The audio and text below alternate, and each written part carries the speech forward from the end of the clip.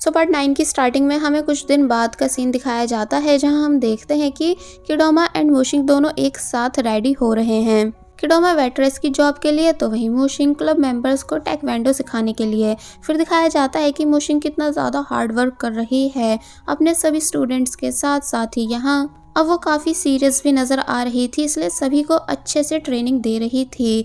तो वहीं किडोमा भी वेट्रेस की जॉब को अच्छे से करता है, यानी कि बिल्कुल भी कोई काम खराब नहीं करता, सभी कामों को अच्छे से करता है। फिर अब दिखाया जाता है कि मोशिंग टीचर को अपने साथ क्लब में लाती है और दिखाती है कि कैसे उसके स्टूडेंट्स प्रैक्टिस के साथ साथ हार्ड वर्ड्स को भी याद कर रहे हैं, जिस वजह से दोनों काम हो रहे हैं, यानी कि स्टडी भी और ट्रेनिंग भी। तो तब टीचर ने मोशिंग का भी टेस्ट लिया एंड हार्ड क्वेश्चन उससे पूछे, जिनके आंसर मोशिंग इजीली दे देती है। आफ्टर ऑल वो स्कूल टॉपर जो है। तो तब टीचर, जो कि बुरी तरह शॉक हैं कि किडोमा इतना इंटेलिजेंट कब से बन गया, जबकि ये तो 2 साल से फेल होता आ रहा था, मगर फिर बोलने लगे कि तुम्हें 2 कंडीशंस कंप्लीट करनी होगी। पहली कि तुम टेक्वेंडो टूर्नामेंट में हमारे स्कूल को विन कराओगे एंड सेकंड कि तुम सभी को एग्जाम में 30 से ज़्यादा मार्क्स लाने होंगे। तो तब सभी मुंह बनाने लग जाते हैं, बिकॉज टूर्नामेंट की तैयारी तो ये सभी खुशी से कर लेंगे, लेकिन एग्जाम में 30+ मार्क्स कैसे लेकर आए, यानी वो तो इन सभी के लिए इम्पॉसिबल है। बट मोशिंग कंडीशन एक्सेप्ट कर लेती है कि ठीक है, हम ये कर देंगे,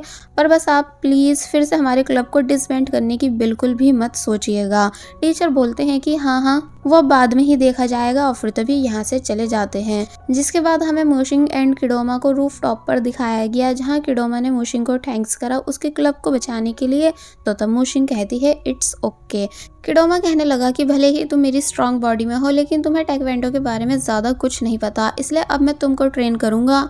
जिसके बाद बस फिर होना क्या था, मोशिंग की ट्रेनिंग स्टार्ट हो गई, जहाँ किडोमा मोशिंग से काफ़ी ज़्यादा रनिंग कराती है, हार्ड एक्सरसाइजेस करवाती है एंड जंपिंग भी करवाती है, ताकि किडोमा की बॉडी जिसके अंदर मोशिंग है वो और भी ज़्यादा स्ट्रांग बन सके। साथ ही ये भी दिखाया जाता है कि सभी लोग कैसे स्टडी कर रहे हैं, यानी किडोमा के स्टूडेंट्स जिनको पढ़ना लिखना बिल्कुल पसंद नहीं है, अब वो स्टडी को लेकर सीरियस हो चुके हैं, क्योंकि उन्हें कैसे भी करके 30+ मार्क्स लाने हैं। मोशिंग ने हाई जंप मारने की भी प्रैक्टिस करनी शुरू कर दी, जो सब करने में उसे काफ़ी प्रॉब्लम आ रही थी, लेकिन वो हार नहीं मानती है। फिर किडोमा ने मोशिंग को बिलीव दिलाया कि तुम ये कर सकती हो, यानी मुझे तुम पर पूरा बिलीव है। तो तब मोशिंग में भी हिम्मत आने लगी। जिसके बाद सीन कट हुआ और अब हमें किडोमा की फैमिली का रेस्टोरेंट दिखाया गया, जहाँ किडोमा सभी काम अच्छे से कर रहा है, यानी एक अच्छी वेट्रेस की तरह सभी के ऑर्डर्स को ले रहा था। फिर जब मैनेजर के पास आया तो वो बोले कि तुम्हें यहाँ 1 वीक हो चुका है एंड तुम अपना बेस्ट दे रही हो। तो ये सुन वो खुश होने लगा कि तभी एक कस्टमर ने आवाज़ लगाई, जिनके पास जब जैसे किडोमा आया तो तब वो कंप्लेंट करने लग जाते हैं कि भला ये कैसा खाना बना रखा है। किडोमा बोलता है सॉरी, लाइए मैं अभी चेंज करके ले आता हूँ।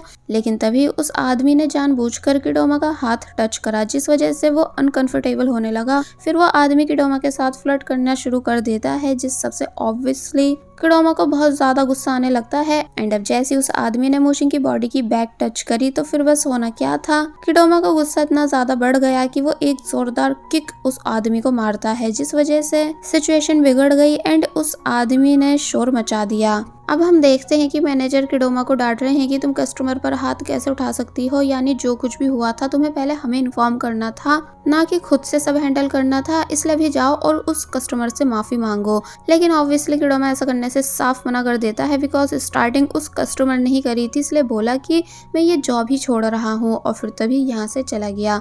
नेक्स्ट सीन में हम देखते हैं कि किडोमा कैसे मोशिंग को पूरी बात बता रहा है कि मेरे साथ ये सब हुआ, इसलिए मुझे जॉब छोड़नी पड़ी एंड आई नो अब तुम मुझ पर गुस्सा करोगी, लेकिन मैं कुछ नहीं कर सकता था, यानी मुझे जो सही लगा मैंने वो करा। तो तब मोशिंग बोलती है कि तुमने एकदम ठीक करा। किडोमा शॉक रह जाता है कि क्या सच में तुम गुस्सा नहीं हो। तो तब वो बोलती है कि नहीं, क्योंकि तुमने मेरी बॉडी को प्रोटेक्ट करा है और उसी के लिए तुम लड़े भी, इसलिए मैं तुमसे भला क्यों गुस्सा होंगी। किडोमा खुश होने लगता है और बोलता है कि देखा मैं कितना ज़्यादा मैनली हूँ, इसलिए अब तो तुम मानती हो ना कि मैं रियो से भी ज्यादा मैनली हूँ। मोशिंग हंसकर बोलने लगती है कि हाँ तुम हो। कि तभी किडोमा को होटल मैनेजर की कॉल आने लगी, जो कि बोल रहे हैं कि मिस्टर युआन तुमसे मिलना चाहते हैं, इसलिए अभी वापस आ जाओ। तो तब वो मिस्टर युआन यानी अपने फादर से मिलने उनके ऑफिस में आ गई। एक्चुअली जिस आदमी को मोशिंग ने किक मारी है वो शोर मचा रहा है और डिमांड कर रहा है कि किडोमा उससे माफी मांगे, वरना वो उनके होटल पर केस कर देगा। इसलिए मिस्टर युआन बोलने लगे कि तुमको मुसीबत के टाइम पर होटल को को अकेले छोड़कर नहीं जाना था,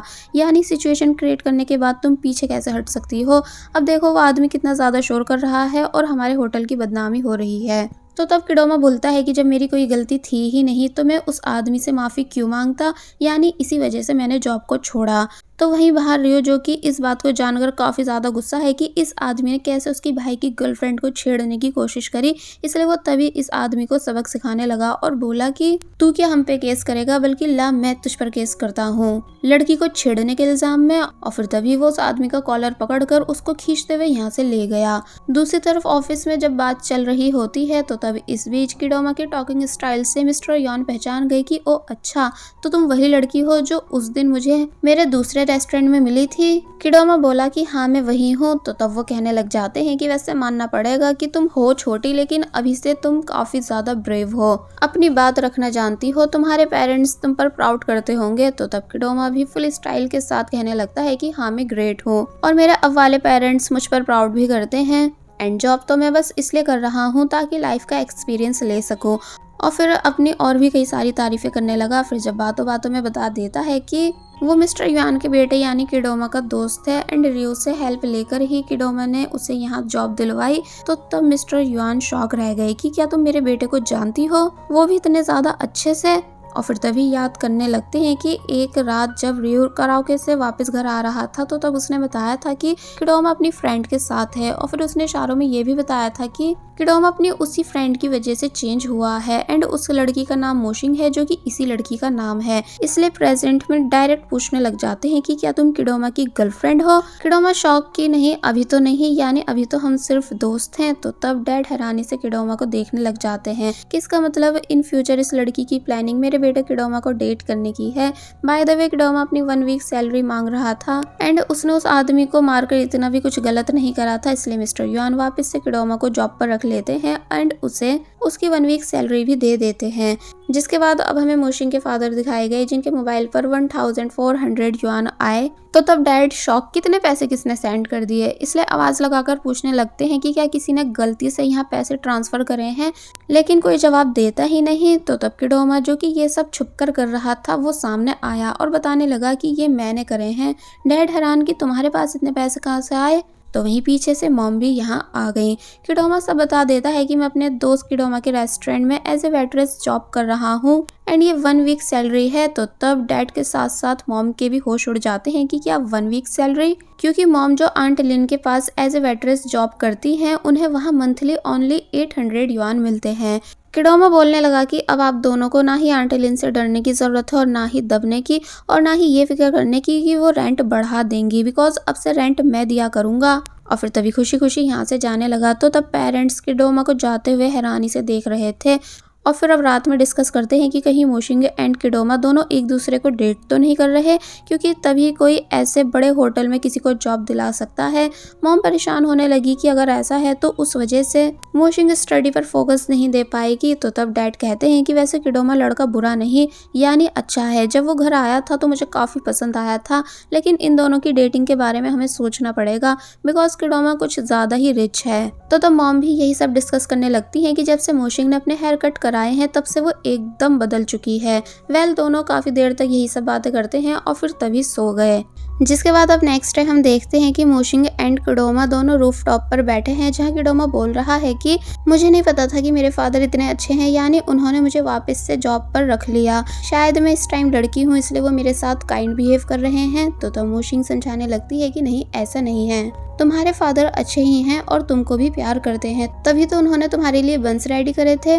किडोमा बोला कि हाँ, और वो तुमने मुझे टेस्ट भी नहीं कराया कि मेरे फादर ने कैसे बंस बनाए थे।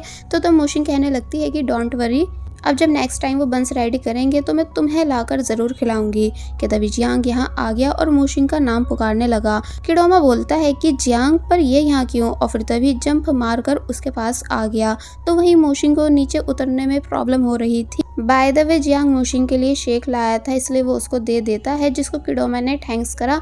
फिर वो किडोमा करके आवाज देने लगा, यानी कि मोशिंग को बुलाता है और फिर बताता है कि देखो ये मेरा अच्छा दोस्त है जिसका नाम है जियांग।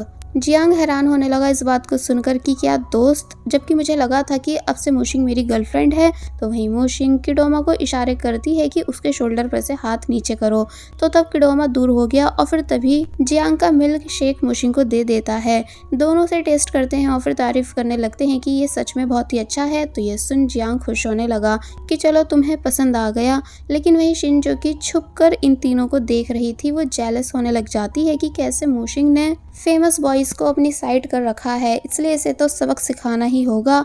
और फिर तभी मोशिंग की बाईसाइकिल के पास आ गई उसके टायर को पंचर करने के लिए। लेकिन तभी किडोमा भी पीछे से आ जाता है और पूछता है कि भला तुम ये क्या कर रही हो। तो तब शिन शॉक रह गई किडोमा को देखकर। किडोमा पूछने लगा कि क्या फिर से तुम्हारी ये सब करने की वजह जियांग है। तो तब वो बोलती है कि हाँ, क्योंकि वो अभी कुछ देर पहले तुम्हारे साथ रूफटॉप पर था। तो ये सुन किडोमा बोलने लगता है कि तुम सच में स्टूपिड हो। जिसके बाद अब हमें लिंग दिखाया गया, जो कि शिन की फ्रेंड को पसंद करता है, लेकिन शिन की फ्रेंड लिन को बिल्कुल पसंद नहीं करती, इसलिए उससे दूर भागती रहती है। तो तब मोशिंग ये सब देख लेती है, इसलिए लिंग से बात करने आई, जिसने पूरा सीन बताया कि कैसे मैं उस लड़की को पसंद करता हूँ, मगर वो ये बोलती है कि मैं तुमको जानती ही नहीं हूँ, यहाँ तक कि मुझे तो तुम्हारा नाम भी नहीं पता, जबकि मैं हमेशा उसके आसपास ही रहता हूँ उसकी हेल्प करने के लिए। तो तब मोशिंग कहने लगती है कि तुम फिक्र मत करो, मैं तुम्हें कुछ ऐसी एडवाइस दे सकती हूँ जिसकी हेल्प से तुम अपनी क्रश को इम्प्रेस कर पाओगे। तो ये सुन लिंग खुश होने लगा। तो वहीं दूसरी तरफ हमें शिन एंड किडोमा को साथ में दिखाया गया, जहां किडोमा ने क्लियर कर दिया कि उसको जियांग में बिल्कुल भी इंटरेस्ट नहीं, बल्कि वो किसी और को पसंद करता है। शिन बिलीव नहीं कर रही होती है। तो तब किडोमा जियांग की थोड़ी बहुत बुराई करता है। तो तब जाकर शिन को यकीन आया। किडोमा कहता है कि वैसे मैं तुम्हारी हेल्प करा सकता हूँ जियांग को तुम्हारा बॉयफ्रेंड बनवाने में, क्योंकि मुझे पता है कि लड़कों को कैसी लड़कियां पसंद होती हैं। यानी कि तुम हमेशा उसके पीछे पड़ी रहती हो, जो चीज़ लड़कों को पसंद नहीं, इसलिए थोड़ा थोड़ा उससे दूर रहा करो एंड उसे रियलाइज करवाओ कि तुम में भी कुछ बात है। शिन किडोमा की एडवाइस को ध्यान से सुन रही थी और फिर बोलने लगी कि मुझे तुमसे फ्रेंडशिप करनी है, क्योंकि अब सिर्फ तुम ही मुझे जियांग को दिलवा सकती हो, इसलिए क्या तुम मेरी फ्रेंड बनोगी और मेरी हेल्प करवाओगी। किडोमा मान गया कि हाँ बिल्कुल, और बस फिर इसी सीन के साथ पार्ट 9 यहीं पर एंड हो जाता है। There was a time when you had me falling to the ground. For next part, please subscribe my channel and hit the bell icon. Thank you.